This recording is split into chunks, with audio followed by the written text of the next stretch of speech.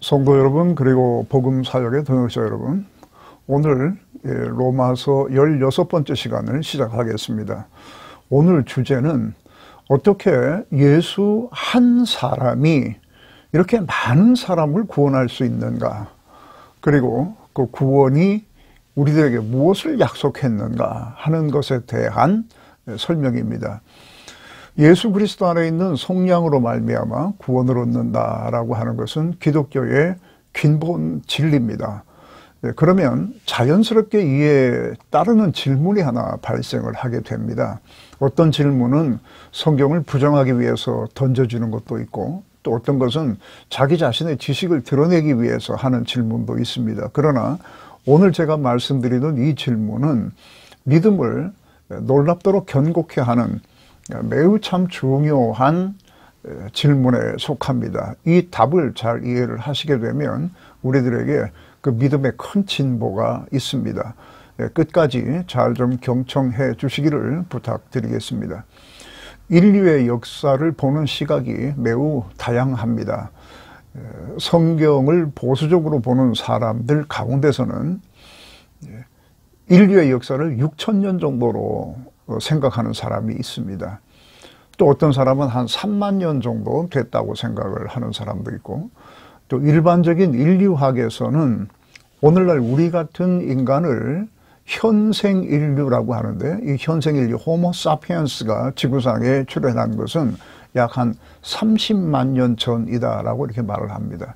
어떤 것이 맞는지 잘 모르겠지만은 분명한 것은 인류의 시작부터 지금까지 이 지구상에는 헤아릴 수도 없이 많은 사람들이 왔다 갔습니다. 그리고 앞으로 또 태어나서 주님 오실 때까지 이 세상에 살 사람들도 역시 헤아릴 수 없이 많은 사람들입니다. 그 중에 일부가 예수 그리스도로 인해서 구원을 받았다 하더라도 그 일부도 헤아릴 수 없을 정도의 많은 숫자인 것은 분명합니다. 그런데 어떻게 예수님 한 분이 이 많은 사람을 구원하는가? 보지도 못했고, 또 같은 시대의 사람도 아니고 같은 지역의 사람도 아닌 우리들까지, 그리고 앞으로 우리 후손들까지 어떻게 예수 한 사람이 구원을 이룰 수가 있겠는가 하는 질문에 대한 답이 오늘 말씀에 들어 있습니다. 오늘 성경 구절을 자막으로 해서 하나씩 설명을 하도록 하겠습니다. 자막을 띄기 전에 먼저 말씀드릴 것은, 오늘 이 본문에는 한 사람, 한 명이라고 하는 뜻입니다. 하나, 둘, 셋 할 때 한 사람과 모든 사람 혹은 많은 사람이 대조적으로 사용이 됩니다. 그러니까 한 사람을 통해서 많은 사람 혹은 모든 사람이 구원을 얻고 죄를 지었고 사망이 그들에게 막노릇하고 하는 이런 얘기가 이렇게 계속 나옵니다. 이것을 잘 기억해 두시기를 바랍니다. 이러한 그 말은 의아하게 생각할 것이 없습니다. 이것이 정확한 비유는 아니겠지만은 이렇게 말씀드릴 수가 있습니다. 옛날 북에서 내려온 간첩들이 사람들을 세뇌시켜서 많은 사람들이 공산주의를 추종하게 된 일이 있었습니다. 선전선동에 잘 훈련된 한 명의 간첩이 들어와서 그를 통해서 많은 사람이 공산주의를 추종하게 되었다. 충분히 가능한 이야기입니다. 그리고 또 반대로 한 명의 선교사가 이 땅에 들어와서 그를 통해 복음이 많은 사람에게 전파되고 또 그를 통해서 많은 사람이 기독교인이 될 수 있습니다. 그러니까 한 사람을 통해 들어온 어떤 것이 많은 사람을 어떻게 만든다, 이런 것을 의아하게 생각하지 않기를 바랍니다. 자, 그러면은 12절부터 제가 설명을 드리도록 하겠습니다. 12절을 봅니다. 그러므로 한 사람으로 말미암아 죄가 세상에 들어오고 죄로 말미암아 사망이 들어왔다는 말로 시작됩니다. 이것은 바울이 오랫동안 철학적인 고찰을 해서 그 결과를 얻어서 그걸 발표하는 것이 아니라 창세기 3장에 기록된 것을 해석하고 있는 것입니다. 죄라고 하는 말은 죄의 행을 말할 때도 있습니다만은 여기에서는 사탄의 세력을 의인화한 것입니다. 그 세력은 사람들의 머릿속에 관념적으로만 존재하고 있는 것이 아니라 실제로 사람의 인격을 사로잡아 버리는 살아있는 세력이기 때문에 이렇게 말을 하는 겁니다. 죄는 하나님을 떠나게 하고 하나님을 무시하게 하고 하나님의 존재를 부정하게 합니다. 곧 이 사탄의 세력은 아담 한 사람을 통해 인간 세상으로 들어왔습니다. 그래서 모든 사람이 죄인이 되게 하였습니다. 아담의 후손 가인의 경우를 보면 그 아담을 통해 들어온 죄가 그에게 현저히 나타납니다. 동생을 죽였습니다. 그리고 창세기 4장 23절에 가면 가인 계열의 후손들 중에 아담의 7대 손인 라멕이라고 하는 사람이 얘기가 나오는데, 이 라멕이 자기가 아주 젊은 사람을 죽였다라고 자랑삼아 떠드는 말이 기록되어 있습니다. 가인으로부터 라멕에 이르기까지는 이런 일들이 없다가 수천 년이 지난 후에 7대 손 라멕에게서 갑자기 이런 것들이 튀어나왔다는 뜻이 아니라 그동안 이와 유사한 많은 일들이 있었으나 성경이 일일이 기록하지 않았을 뿐입니다. 가인에게서 있었던 그 죄가 라멕에게 나타나는 것을 소개함으로써 그 인간 세상이 어떠했는가를 이런 식으로 표현합니다. 그 후 노아 홍수 때에 하나님께서 인간을 지으셨음을 한탄하사 홍수로 심판하셨다고 하는 말씀이 또 나옵니다. 이것은 아담을 통해 들어온 죄가 모든 사람에게 왕노릇했다고 하는 것을 보여주는 말씀입니다. 바울은 모든 사람이 죽는 이유는 죄 때문이라고 했습니다. 모든 사람이 죽는 것은 바로 죄인이라고 하는 것의 증거라고 말하고 있습니다. 이 죽음은 영혼과 육신이 분리되는 우리가 흔히 말하는 그 죽음을 의미하는 겁니다. 만약 인간에게 죄가 없었다면 죽음을 경험하지 않고도 영생의 자리에 있을 수 있었을 것입니다. 13절에는 이것을 또 다시 설명을 합니다. 죄가 율법이 있기 전에도 세상에 있었으나 율법이 없었을 때에는 죄를 죄로 여기지 않았느니라. 네, 율법이 그것을 죄로 규정하지 않았기 때문에 죄가 무엇인지 잘 몰랐다는 겁니다. 양심의 가책을 통해서 이건 아니다 이런 생각은 했겠지만은, 그래서 이렇게 희미하게는 알았겠지만은 그것이 죄라고 규정되지는 않았었다는 겁니다. 그러나 율법이 주어지기 전 바로 아담으로부터 모세의 시기, 이 사람들도 다 죽었다고 하는 것은 그들이 죄인이었다고 하는 것을 증명하는 것입니다. 그래서 이런 말을 하는 겁니다. 그래서 14절의 말씀을 또 연결합니다. 그러나 아담으로부터 모세까지 아담의 범죄와 같은 죄를 짓지 아니한 사람들까지도 사망이 왕노릇하였다. 왕노릇이라고 하는 것은 죄가 인간 위에 군림해서 한 사람도 예외 없이 다 죽게 했다는 뜻입니다. 그러면서 14절 끝부분에 아담은 오실자의 모형이라 이렇게 말을 합니다. 여러분, 여기 모형이라고 하는 말은 여러분 성경에 보면 그 말 바로 위에 반괄호 3이라고 이렇게 표시가 되어 있을 겁니다. 그것을 아래쪽이나 혹은 오른쪽 난하주에 보시게 되면 그 3이라고 써놓고 예표라고 하는 설명을 달아놨습니다. 이것은 모형이라고 하는 말로 번역을 했지만 예표라고 번역을 해도 된다는 뜻입니다. 이 말은 헬라어 피포스라고 하는 말을 번역한 것인데, 이 피포스라고 하는 말은 어떤 실체가 있기 전에 그 모양을 미리 보여주는 것을 말하는 겁니다. 그래서 모형이라고 번역을 했습니다. 아파트 분양할 때 보면 모델하우스라고 하는 것을 만들어서 미리 그 모양과 주변 환경을 어느 정도 보여줍니다. 바로 그런 것을 말합니다.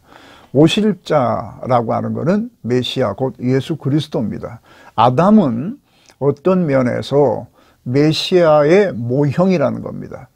한 사람으로 인한 것이 모든 사람에게 막대한 영향을 끼쳤다고 하는 면에서 아담은 예수 그리스도의 모형이 될 수 있다고 말을 합니다. 자, 여기까지 말씀을 한번 요약해 보겠습니다. 죄가 한 사람 아담을 통하여 들어와 모든 사람을 죄인 되게 하였고 모든 사람이 예외 없이 다 죽었다는 겁니다. 이 모든 사람에게 일어난 이 불행한 일은 한 사람을 통해서 이루어졌다는 것입니다. 그러므로 여기에서 이제 그 반대로 그러므로 예수 한 사람을 통해 들어온 하나님의 생명이 모든 사람을 죄에서 노연하게 하고 살아날 수 있게 할 수 있다고 말을 하는 겁니다. 자, 15절로 가보겠습니다. 여기 그러나라고 하는 말이 들어 있습니다. 자, 그렇다면 지금까지의 내용과 15절부터 시작하는 내용은 뭔가가 반대되는 면이 있다는 겁니다. 한 사람 아담과 한 사람 예수 그리스도를 이렇게 비교하면 한 사람을 통해 많은 사람에게 어떤 것이 미쳤다라는 의미에서는 이것은 동등한 모형이 되는 것입니다. 그러나 여기에 그러나라고 하는 말을 통해서 이렇게 비슷한 면도 있지만 다른 면도 있다고 하는 것을 말하기 시작합니다. 아담도 한 사람이고 예수도 한 사람이라는 면에서는 이것이 비교가 가능하지만 차이점이 있습니다. 한 사람이긴 하지만 차이점이 있습니다. 아담은 사람일 뿐이고 예수님은 하나님의 아들, 즉 하나님이십니다.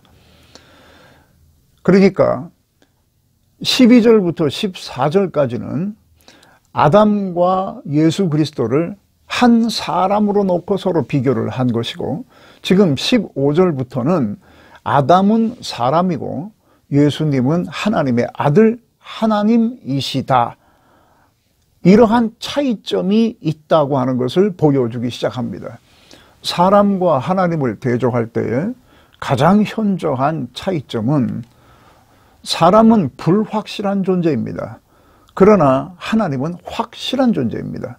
따라서 한 사람을 통해 들어온 것이 이렇게 확실한 결과를 가지고 왔다면 하나님의 아들 예수 그리스도를 통해서 들어온 것들은 더 확실하고 풍성한 결과를 가져온다고 말을 하는 겁니다. 15절 이하에 바울은 더욱이라고 하는 말을 반복해서 이를 강조합니다. 더욱이라고 하는 말이 앞으로 계속 나옵니다. 이것은 앞에 것이 사실이라면 이제부터 말씀하는 것은 더욱더 사실이다.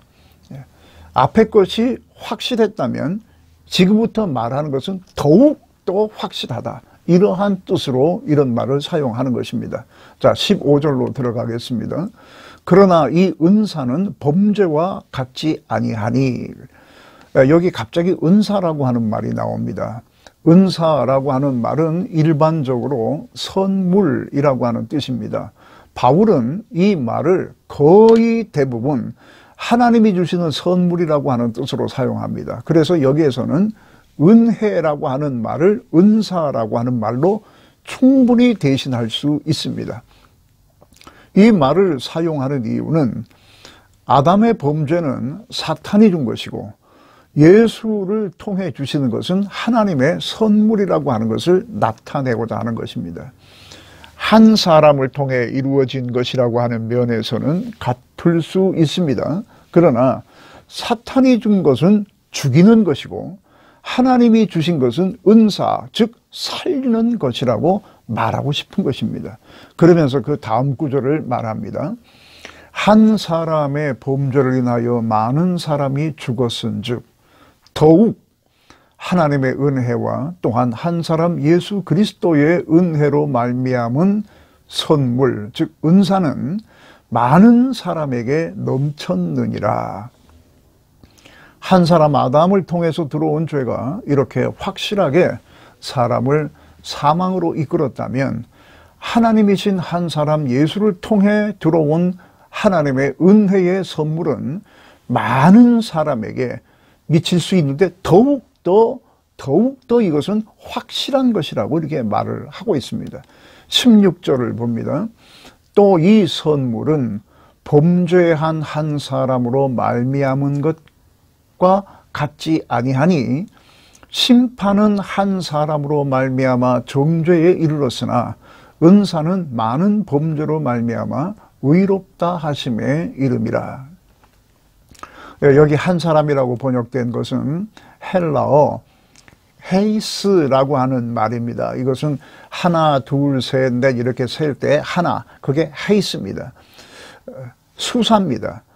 이것이 때로 대명사적으로 쓰일 때는 한 사람 혹은 물건 하나, 또 한 가지 행위 이런 식으로 쓰입니다. 위에서 계속 한 사람으로 번역한 것은 문맥상 그 수사가 대명사적으로 어떤 인물을 가리키는 것이기 때문에 그렇게 번역을 한 겁니다. 그런데 이 구절에는 이걸 한번 보십시오. 이 구절을 한번 잘 보십시오. 심판은 한 사람으로 말미암아 이렇게 돼 있고 은사는 많은 범죄로 말미암아 이렇게 되어 있습니다. 자, 이렇게 봤을 때에 은사와 심판을 대조적으로 놓고 지금 말을 하고 있습니다. 따라서 여기서는 한 사람으로 말미암아 했을 때 한 사람이 아니고 사실은 한 범죄를 말하는 것입니다. 한 범죄는 이렇게 많은 결과를 가지고 왔고 반대로 하나님의 이 은사는 많은 범죄를 은혜롭게 변화시켰다. 이런 말이 되는 것입니다. 다시 말하겠습니다. 많은 범죄의 문을 열어준 것이 바로 한 범죄입니다. 한 범죄로 말미암아 많은 범죄가 일어났다고 말을 하고 있고 결국 하나님의 심판이나 정죄는 바로 이 한 범죄로 말미암은 것이다 라고 말합니다. 그런데 그 반대로 하나님의 은사는 많은 범죄로 말미암아 주어진 것이라고 이렇게 말씀을 합니다. 우리는 성령의 조명을 통해서 자기 자신을 살피면 살아온 발자국마다 죄가 들어서 있지 않았던 것을 발견할 수가 없습니다. 모든 것이 다 죄의 흔적이 남아 있습니다. 영적으로 가장 밝을 때일수록 이것을 알게 됩니다. 아직 미처 끄집어내지 못하고 들춰내지 못한 채 숨어 있는 것도 엄청나게 많을 것입니다. 우리가 가장 선하였던 순간, 그래서 막 여기저기 자랑하고 싶은 그 순간에도 죄의 흔적들은 그 안에 들어 있습니다. 그러니 우리가 하나님의 심판 앞에 모든 것, 한 점 그림자도 없는 밝은 빛 앞에 섰을 때는 어떻겠습니까? 다 이것이 드러났을 때는 그 앞에서 어떻겠습니까? 참 뻔뻔하지 않는 한 두려울 수밖에 없습니다. 그런데 그 자리는 뻔뻔해질 수도 없는 자리입니다.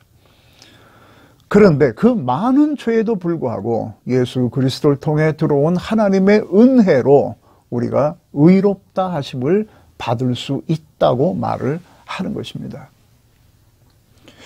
17절로 갑니다. 한 사람의 범죄로 많은 사람이 정죄에 이른 것 같이 한 의로운 행위로 말미암아 많은 사람이 의롭다 하심을 받아 생명에 이르렀느니라.